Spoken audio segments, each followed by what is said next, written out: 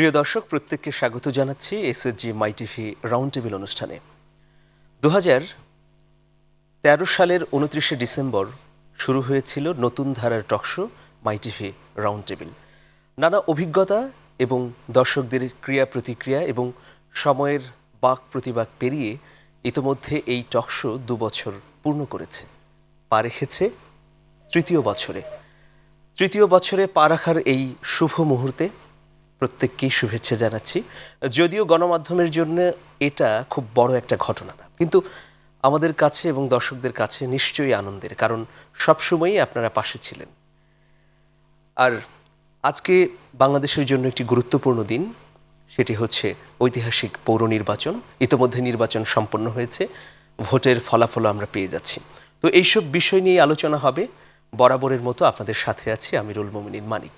দর্শক, আলোচনার জন্য আমাদের স্টুডিওতে আজ উপস্থিত হয়েছেন কৃষক শ্রমিক জনতা লীগের সভাপতি, মুক্তিযুদ্ধের অন্যতম সিপাহ সালার, মুক্তিযুদ্ধের কাদেরিয়া বাহিনীর সর্বাধিনায়ক জনাব বঙ্গবীর কাদের সিদ্দিকী বীরুত্তম। আপনাকে আমাদের অনুষ্ঠানে স্বাগত জানাচ্ছি। ধন্যবাদ। প্রিয় দর্শক, আপনাদের কোনো প্রশ্ন বা মতামত স্ক্রলে দেখানো নম্বরে ফোন করে আমাদেরকে জানাতে পারেন। আমরা অবশ্যই আপনাদের মতামত বা প্রশ্ন নিতে চাই। দাদা, আপনাকে দিয়েই শুরু করছি। অনেক কথা বললাম আমি। আজকে একটি নির্বাচন হলো, সেই নির্বাচনের ফলাফল এখন দেয়া হচ্ছে নির্বাচন কমিশন থেকে। আমরা টিভিগুলোর স্ক্রলে দেখছি, টিভি স্ক্রিনে দেখা যাচ্ছে নির্বাচনের ফলাফল। সব নিয়ে এই নির্বাচনের দিকে নিশ্চয়ই আপনার মনোযোগ ছিল এবং আপনি খেয়াল করেছেন। আপনার পর্যালোচনা দিয়ে আমরা শুরু করতে চাই। ধন্যবাদ। শুনলাম 2 বছর শেষ করে আজকে 3 বছরের প্রথম দিন। এই জন্যে মাই টিভির এই অনুষ্ঠানের দর্শক শ্রোতাদেরকে অভিনন্দন জানাই, মাই টিভিকে অভিনন্দন জানাই। সাথে সাথে বছরের শেষ আর একদিন মাত্র বাকি, নতুন বছরের জন্যে দেশবাসীকে অভিনন্দন জানাই এবং আশা করি তারা বেশ নতুন বছরটা অন্ততপক্ষে তাদের জন্য শুভ এবং আনন্দের হবে। আসলে সত্যি এটা একটা ঐতিহাসিক ঘটনা। খুব সম্ভবত 234টি পৌরসভায় নির্বাচন হচ্ছে, একটা বাতিল হয়েছে, তার 7টা বা 6টা আগেই নির্বাচিত বিনা ভোটে নির্বাচিত হয়েছে। বিনা ভোট না বলে বিনা প্রতিদ্বন্দ্বিতায় বলাই ঠিক হবে। বাকিগুলো আজকে হচ্ছে, তার মধ্যে কয়েকটা কেন্দ্র স্থগিত করা হয়েছে। খুব সম্ভবত একটা মেয়র কেন্দ্রই, মেয়র ইলেকশনই বাতিল করা হয়েছে বা স্থগিত করা হয়েছে। 234-এ একটা মেয়রের নির্বাচন স্থগিত কোনো বড় কথা না। যে কয়টা কেন্দ্র স্থগিত করেছে এটাও বড় কোনো কথা নয়। নির্বাচনের জন্যে মানুষের আগ্রহ ছিল অপরিসীম। আমি যা চোখে দেখি তার বাইরে কিছু বলতে পারি না। মামাজি বেজার হলো না কেউ খুশি হলো, এ নিয়ে আমার কোনো প্রত্যাশা নেই। আল্লাহ অনেক দিন বাঁচিয়ে রেখেছেন, কবে তুলে নেবেন তা তিনিই জানেন। আমার নেতা বঙ্গবন্ধু শেখ মুজিব মাত্র 55 বছর বয়সে এই পৃথিবীর থেকে চলে গেছেন। আমার কাছে মনে হয় আমি বেশি অতিরিক্ত আছি। সেই জন্য নিজের বিবেককে আমি কখনো কুলসিত করতে পারি না।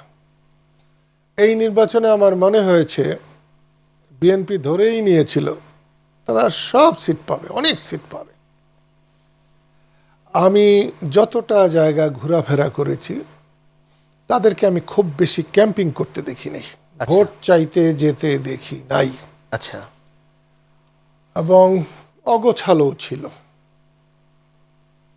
এবং এই নির্বাচনে আমার যেটা সবচেয়ে বেশি মনে হয়েছে, পৃথিবী বোধহয় এরকম অথর্ব অযোগ্য নির্বাচন কমিশন কখনো দেখেনি।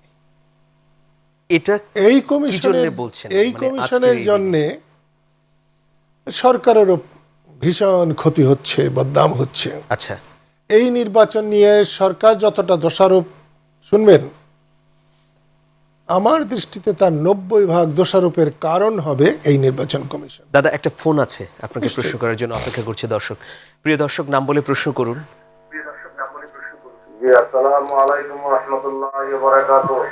ওয়ালাইকুম আসসালাম, কে বলছেন, কোত্থেকে বলছেন? গাজীপুর শ্রীপুর থেকে বলছি, কারি মোহাম্মদ ইসলাম। আচ্ছা, প্রশ্নটি করুন। আমি আমি বীর উত্তম কাজী সিদ্দিক সাহেবের সাথে কথা বলবো। বলুন, উনি শুনছেন।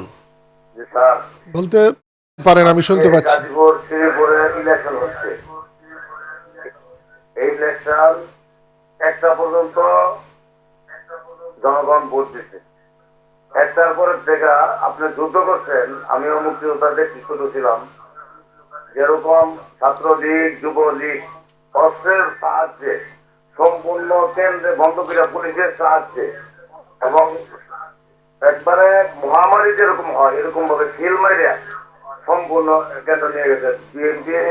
আমরা যে ভোট দেখছি আর কি, জানিছি যে সম্পূর্ণ কেন্দ্র একবারে ভোট হচ্ছে, সমান সুষ্ঠুভাবে ভোট হচ্ছে। তখন একবারে ছাত্রলীগ এবং যুবলীগ পুলিশের সাহায্য যারা আশীর্বাদ নেয় তখন এই মহামারী আরম্ভ করে দিয়েছে। এরকম ভাবে ভোট ছিনিয়ে ছিনিয়ে নিয়ে এগুলো সম্পূর্ণ ভোট বসে। আচ্ছা, আপনি মতামতটি জানালেন, ধন্যবাদ আপনাকে দর্শক। জি, বলুন। আমি এ কথাই বলছিলাম যে এটার জন্যে সিংহভাগ ব্যর্থতা হচ্ছে নির্বাচন কমিশনের। এবং নির্বাচন কমিশন যদি নির্বাচন পরিচালনা করতে না পারে, তাদের উচিত ছিল পদত্যাগ করা, যে আমরা পারছি না। কিছু ক্ষেত্রে কিন্তু আমার মনে হয়েছে যে সরকার এখানে খুব একটা নির্বাচন কমিশনের উপরে খুব একটা প্রভাব বিস্তারের চেষ্টা ভিতরে করতে পারে, কিন্তু সেটা বাইরে প্রকাশ হয়নি। আমি যে কথা বলছিলাম সেটা হলো যে নির্বাচন কমিশনের অভিজ্ঞতা নেই, নির্বাচন কমিশনের দক্ষতা যোগ্যতাও খুব একটা আছে এটা আমার মনে হয়নি। এবার প্রথম দলীয়ভাবে পৌরসভার নির্বাচন হয়েছে। ওনারা মনোনয়নপত্রের সময়ই বলেছেন যে একজন প্রার্থী মনোনয়ন করতে পারবে প্রত্যেকটা দল। যাকে একটা প্রার্থী মনোনয়ন করবে প্রত্যেকটা দল, সে প্রার্থী যদি কোনো কারণে নির্বাচনের জন্য অযোগ্য হয়, কোনো কারণে হতেই পারে, যে কোনো প্রার্থী হয়, তাহলে সেই দল সেই পৌরসভায় নির্বাচন থেকে সে আলাদা হয়ে যাবে। জাতীয় নির্বাচনে আছে যে একটা দল যে কয়টা খুশি প্রার্থী তারা দিতে পারেন, আচ্ছা, এবং যাচাই বাছাইয়ের পরে দল যাকে মনোনয়ন দেবে, যাকে বলবে যে এ হচ্ছে আমার দলীয় প্রার্থী, বাকিগুলো সরে যাবে অথবা ইনভ্যালিড হবে। কিন্তু এখানে প্রথমেই তারা শুরু করেছিল যে একজনের বেশি যদি কোনো প্রার্থী দেয় তাহলে সব প্রার্থী অবৈধ হবে। আরেকটা ফোন আছে, নিয়ে নিচ্ছি। আপনাকে একটা কথা বলি এইখানে, যে একদম কথার মাঝে ফোন যদি করেন তাহলে কথা নষ্ট হবে, কিন্তু এটা আপনি খেয়াল করবেন। দর্শকরা অপেক্ষায় থাকেন, ফোন তো করবেই অবশ্যই। নিশ্চয়ই। প্রিয় দর্শক, নাম বলে প্রশ্ন করুন।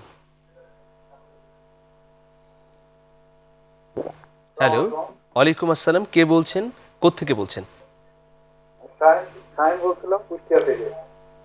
আচ্ছা, বলুন। যে আমার প্রশ্ন, আমি কুষ্টিয়ায় বিভিন্ন কেন্দ্রে দেখছি নির্বাচন কমিশন আজকে রিভিশন করলেন, দুই একটি বিচ্ছিন্ন ঘটনা ছাড়া সব কেন্দ্রে নির্বাচন সুষ্ঠু হয়েছে। কিন্তু আমি কুষ্টিয়াতে সমস্ত কেন্দ্রের খোঁজ নিচ্ছি, বাংলাদেশের যে সমস্ত উপজেলায় পৌরসভায় নির্বাচনটা হচ্ছে সবার মতামত দিয়ে আমি জানতে পারলাম দুই একটা জায়গায় সুস্থ ছাড়া সব জায়গায় বিশৃঙ্খলা হয়েছে। এবং একটা নির্ধারিত টাইম ছিল, যেটা বুঝলাম যে এই টাইমে ভোট কেন্দ্রগুলো ঢুকে যে ভোট কেন্দ্র দখল করে ব্যালট পেপার আচ্ছা, নিজের প্রার্থী এসে ঢুকাই দেবে এবং ওই সময়টুকু মানে কোনো পর্যটক যাবে না। আচ্ছা, এটা তো আপনার মতামত, আপনার যদি কোনো প্রশ্ন থাকে বলতে পারেন। প্রশ্ন আছে কি? না, যেটা নির্বাচন যেটা একবারে বলতে পারে আমার এটা পৌরসভা নির্বাচন ছাড়া আর কিছু না। আচ্ছা, ধন্যবাদ আপনাকে। দর্শকের একটা মতামত। আমি যে কথাটা বলছিলাম আরেকটু বলা দরকার, যে নির্বাচন কমিশন প্রথমে বলল কোনো সাংবাদিক কেন্দ্রে যেতে পারবে না, আবার পরে বলেছে প্রিজাইডিং অফিসারের অনুমতি নিয়ে যেতে পারবে, আবার কালকে বা আজকে সকালেই বলেছিল গতকালকে কেউ যেতে পারবে না। এটা তো মামার বাড়ির খেলা না, যে সকালে একরকম বলবেন বিকালে একরকম বলবেন। এবং নির্বাচন কমিশনের দুর্বলতা, নির্বাচনটাকে যতটা অবিশ্বাস্য করার নির্বাচন কমিশন করেছে, আচ্ছা এবং এইরকম দুর্বল নির্বাচন কমিশন নিয়ে নির্বাচন করা যায় না। আর আমার কাছে যে যাই বলুক মনে হয়েছে বিএনপি এটাকে চ্যালেঞ্জ হিসাবে নেয় নাই। আচ্ছা, আপনি একটা বিষয় বলেছিলেন শুরুতেই যে বিএনপিকে মাঠে খুব একটা দেখা যায়নি। এই যে রেজাল্ট দেখছি বা সারা দেশে বিভিন্ন চিত্র আমরা দেখছি টিভির বদৌলতে, এটা কি আসলে বিএনপি নির্বাচনের মাঠে শক্তভাবে অবস্থান না নেওয়ার কারণে, নাকি নির্বাচন কমিশনের অসহায়ত্ব? দুয়োটাকেই বিবেচনায় আনতে হবে। এবং তোমার যে কথাটা দুর্বলতা না অসহায়ত্ব? আমি নির্বাচন কমিশনের অসহায়ত্ব বলবো না। সংবিধানকে মান্য করলে নির্বাচন কমিশনের চাইতে শক্তিশালী প্রতিষ্ঠান কোনো রাষ্ট্রের মধ্যে আর দ্বিতীয়টা নেই। বিচার বিভাগ যেরকম স্বাধীন, জি জি, তার চেয়েতেও অনেক বেশি স্বাধীন নির্বাচন কমিশন। কিন্তু সেটা তো বলা হচ্ছে, কার্যত কি আসলে স্বাধীন? যদি কেউ না করে, তার স্বাধীনতা ভোগ যদি না করতে চায়, সে যদি পরাধীন গোলাম থাকতে চায়, তাকে কে স্বাধীন বানাবে? এবং এই নির্বাচন কমিশন সম্পর্কে আমার ওরকম একটা ধারণা আমার জন্মেছে তাদের কার্যকলাপে। আওয়ামী লীগ কিন্তু বলেছে যে বিএনপির নেতারা বা বিএনপি যেহেতু সংসদে নেই, এবার আমরা দেখেছি বিএনপি চেয়ারপারসন বেগম খালেদা জিয়া সহ বিএনপির অন্যান্য বড় নেতারাও কিন্তু নির্বাচনী প্রচারণায় অংশ নিয়েছে, ব্যারিস্টার মওদুদ সহ।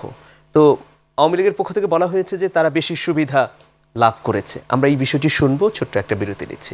প্রিয় দর্শক, থাকুন আমাদের সঙ্গে, ফিরছি কিছুক্ষণের মধ্যেই এসএসজি মাই টিভি রাউন্ড টেবিল নিয়ে। দর্শক, আবারও আমন্ত্রণ এসএসজি মাই টিভি রাউন্ড টেবিল অনুষ্ঠানে। আমাদের সাথে রয়েছেন বঙ্গবীর কাদের সিদ্দিকী বীরোত্তম। দাদা, একটা প্রশ্ন আছে, আমরা শুরুতেই নিয়ে নিচ্ছি। নিশ্চয়। প্রিয় দর্শক, নাম বলে প্রশ্ন করুন। জি, আমি মোহাম্মদ শফিক ইসলাম বলতেছিলাম ধানমন্ডি থেকে। আচ্ছা, বলুন। তো স্যারের কাছে আমার একটা প্রশ্ন সংক্ষিপ্ত, যে আজকে যে পৌরসভা নির্বাচনটা হইলো, এই নির্বাচনটা কি আসলে 100% অবাধ বা সুষ্ঠু হয়েছে? আচ্ছা, ধন্যবাদ আপনাকে। এতটুকু প্রশ্ন আমার কাছে, স্যারের কাছে আর কোনো প্রশ্ন নেই। বিরতির আগে আমার একটা প্রশ্ন ছিল যে বিএনপি সংসদে না থাকার কারণে আসলে বেশি সুবিধা পেয়েছে কিনা। এই অভিযোগ বা প্রশ্ন যাই বলি না কেন, নির্বাচনের আগে আওয়ামী লীগের ছিল। বিএনপি বেশি সুবিধা পেয়েছে এটা বলা মোটেই যুক্তিযুক্ত নয়। কিন্তু আপনি বললেন যে বিএনপি মাঠেই ছিল না। সেটা মাঠে ছিল না আর বেশি সুবিধা পেয়েছে এক কথা তো নয়। তারা মাঠে থাকেনি, তারা মনে করেছে তারা সব ভোট পাবে, কিন্তু সুবিধা পাওয়াটা আর মাঠে না থাকাটাকে একসাথে জড়িয়ে ফেলা কোনো ক্রমেই ঠিক হবে না। দুই জিনিস। বিএনপির নির্বাচন করার মতো খুব একটা পরিবেশ ছিল না। কোনো জায়গায় শিডিউল ঘোষণার পরে সরকারের হাতে আর কোনো ক্ষমতা থাকে না, ক্ষমতা যায় নির্বাচন কমিশনের কাছে। কিন্তু আজ পর্যন্ত হয়তো, গতকাল পর্যন্ত হয়তো দেখা যাবে যে অনেক বিএনপির নেতা কর্মীকে বা বিরোধী দলের নেতা কর্মীকে গ্রেপ্তার করা হয়েছে। শুধু মনে হয় মার্ডার করা ছাড়া, খুন করা ছাড়া নির্বাচনের সময় কোনো নির্বাচনী কর্মীকে গ্রেপ্তার করা হয় না। এগুলা করা হয়েছে। এদিক থেকে বিএনপি সাফার করেছে, এটা সত্য। কিন্তু আমি বলেছি যে তারা একটা নির্বাচনে জয় হওয়ার জন্যে যেরকম প্রচারণা করা দরকার, যেরকম মাঠে নামা দরকার, আমি ততটা দেখিনি।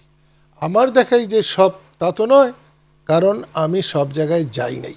সেইটা এই নির্বাচন সম্পর্কে আমার তেমন ইন্টারেস্টও ছিল না, কারণ আমি চাই জাতীয় নির্বাচন। আচ্ছা, আমি স্থানীয় নির্বাচন স্থানীয়ভাবেই হবে এবং স্থানীয়ভাবেই চলবে, সেটাকেই আমি বেশি মনে করি। মানে তাদের মাঠে না থাকার কারণেই কি এই বিপর্যয়, নাকি সারা দেশে সংঘাত, সহিংসতা, ভোট কেন্দ্র দখল, এই বিষয়গুলো? আসলে আমাদের তো রাজনৈতিক যে সহিষ্ণুতা সেটা আমাদের মধ্যে নেই। এবং আরেকটা জিনিস দেখা গেছে যে নির্বাচনে চুরি করুক, ডাকাতি করুক, খুনাখুনি করুক, নির্বাচনের রেজাল্ট নিয়ে নিতে পারলেই তারপরে আর কোনো বিচার নেই। যদি এমন থাকতো যে নির্বাচনের পরেও নির্বাচনটা সঠিকভাবে হয়েছে কিনা এটা তুলাদণ্ডে বিচার করে যদি দেখা যেত যে না, যারা নির্বাচিত হয়েছে তারা সুষ্ঠুভাবে নির্বাচিত হয় নাই, তাদের কোথাও কোথাও বড় রকমের ত্রুটি আছে, তাহলে এইরকম কিন্তু চর দখলের মতো হতো না। এবং আমাদের নির্বাচনী কালচারটাকেই নষ্ট করে দিয়েছি। যে বাঙালি তার ভোটের জন্যে যুদ্ধ করেছে, সেই বাঙালির আজকে ভোটের মর্যাদা নাই, ভোট তেমনভাবে নাই। তো সেই জন্যে এটাকে ওইভাবে দেখলে হবে না, দেখতে হবে নির্বাচন কমিশনকে শক্তিশালী করতে হবে। যে দল সরকারে থাকে সে দল আপ্রাণ চেষ্টা করবে তার প্রার্থীকে জিতানোর, যে দল বিরোধী দলে থাকে সে চেষ্টা করবে তার প্রার্থীকে আপ্রাণ জেতানোর। আমি যদি বলি, এটা হয়তো অনেকের কাছে ভালো মানাবে না, বাধা ছিল এমপিদের, বাধা ছিল মন্ত্রীদের, বাধা ছিল উপমন্ত্রীদের, কিন্তু দলীয় প্রধানদের কোনো বাধা ছিল না। যারা এমপি নন, মন্ত্রী নন, বিরোধী দলের, তাদের কোনো বাধা ছিল না। এবং বিএনপির কোনো বড় নেতারা, আপনি বললেন মওদুদ আহমেদ বিএনপির বড় নেতা নন, উনি বড় নেতা, কিন্তু বিএনপির উপরে, সাংগঠনিকভাবে বিএনপির উপরে মওদুদ আহমেদের কোনো প্রভাব নেই। তিনিও নির্বাচনী ক্যাম্পেইন করেছেন নোয়াখালীতে। কিন্তু এক জায়গায় তিনি জাতীয় নেতা, তার নোয়াখালীর ক্যাম্পিং তো আর জাতীয় ক্যাম্পিং হিসাবে আমি দর্শকের মেনে একটা নেব না। প্রশ্ন ছিল, আমরা বিরতির পর যখন ফিরলাম। হ্যালো, প্রিয় দর্শক, বলুন, নাম বলে প্রশ্ন করুন। হ্যালো। আসসালামু আলাইকুম। ওয়ালাইকুম আসসালাম। হ্যাঁ বলুন। আপনার না ভালো আছেন? হ্যালো। হ্যালো নানা। ও আমাকে বলছে? কাকে বলছেন? হ্যাঁ, কাদের নানা রে? ও বলেন বলেন বলেন। আচ্ছা আমি আপনার আমার দেশ নাতি নাতি তো আচ্ছা, ভরা। সংযোগটি কেটে গিয়েছে। জি, আচ্ছা, সংযোগটি কেটে গিয়েছে। প্রশ্নটা ছিল যে এই নির্বাচন শতভাগ নিরপেক্ষ এবং সুষ্ঠু হয়েছে কিনা। এ বিষয়টা আমার মতামত না দেওয়াই ভালো। আপনার পর্যবেক্ষণ আর কি। এই জন্যে যে এটা বিশেষজ্ঞ যারা আছেন ওনারা করবেন। আমি যেটুকু দেখেছি, আমি যে অসুবিধাগুলো দেখেছি এবং নির্বাচন কমিশনের যে দুর্বলতা দেখেছি, নির্বাচন কমিশনের যে অদক্ষতা দেখেছি, আমি সেটা বলছি। বিএনপি নির্বাচনে যেভাবে নামার দরকার সেভাবে নামে নাই বলে আমার মনে হয়েছে। অনেকের মনে হবে তো যে তারা জান প্রাণ দিয়ে নির্বাচন করেছে, মনে হবে। আমার সেরকম মনে হয় নাই। এই জন্যে এটাকে এখনই একেবারে শতভাগ নিরপেক্ষ হয়েছে আর শতভাগ নিরপেক্ষ হয় নাই, এ কথাটা আমি এখন আর বলতে চাই না। গত 5ই জানুয়ারির নির্বাচন অনেকের কাছে শতভাগ সুস্থ নির্বাচন হয়েছে, সুষ্ঠু হয়েছে। কিন্তু আমাকেও যদি বলা হতো, আমি বলতাম যে 153 জন মানুষ বিনা প্রতিদ্বন্দ্বিতায় জয়ী হলে সেই পার্লামেন্টের সেই নির্বাচনটা ঠিক হয় না। আচ্ছা, অনেকেই বলছেন যে বিএনপি অনেক দিন পর আন্দোলন থেকে সরে এসে নির্বাচনে অংশ নিয়েছে, এটাও একটা গণতন্ত্রের জন্য ইতিবাচক। কারণ বিএনপি একটা আন্দোলনে ছিল, সেই আন্দোলনকে নিয়ে অনেক প্রশ্ন উঠেছে, সেই জায়গা থেকে বিএনপি নির্বাচনে এলো। এখন হয়তো বিএনপি কাঙ্ক্ষিত ফলাফল তারা পাচ্ছে না বা পাবে না, ফলের অবস্থা দেখে মনে হচ্ছে। তাহলে তাদেরকে নির্বাচনী মাঠে ধরে রাখা যাবে কিনা আগামীতে? এখন রাজনীতিটা এমন জিনিস যে তাকে বলে কয়ে, আদর যত্ন করে, আদর সোহাগ করে, ঘরের বউয়ের মতো কোনো রাজনৈতিক দলকে রাজনীতিতে ধরে রাখা যায় না, ধরে রাখতে হয়ও না। যার রাজনৈতিক চেতনা আছে, ইচ্ছে আছে, শত প্রতিকূলতার মধ্যেও তাকে রাজনীতির মাঠে থাকতে হবে। আমরা তো এখন যাবার পথে। বাংলাদেশে আইয়ুব আন্দোলন আমাদেরকে চুমা খেয়ে করে নাই, বঙ্গবন্ধুকে পাকিস্তানিরা চুমা খায় নাই। আমাদের কষ্ট করতে হয়েছে, জেল খাটতে হয়েছে, পুলিশের বাড়ি খেতে হয়েছে। এবং বিরোধী আন্দোলন যারা করবেন তাদের এটা মাথায় নিয়েই অগ্রসর হতে হবে যে তাদের জন্য রাস্তায় ফুল বিছিয়ে রাখবে না, অন্তত কোনো সরকার রাখবে না। মানুষ যখন ভালোবাসে তখন তাদের ওই কষ্টটা দূর হয়।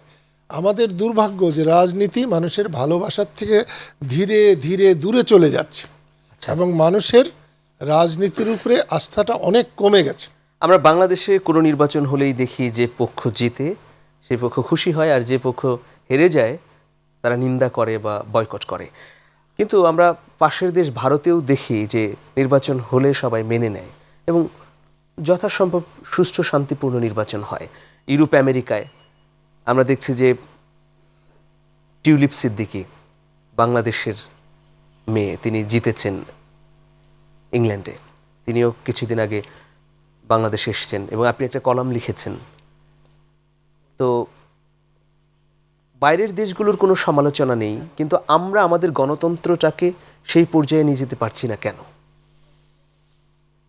খুব ভালো প্রশ্ন, আমি এই জন্য ধন্যবাদ দেই।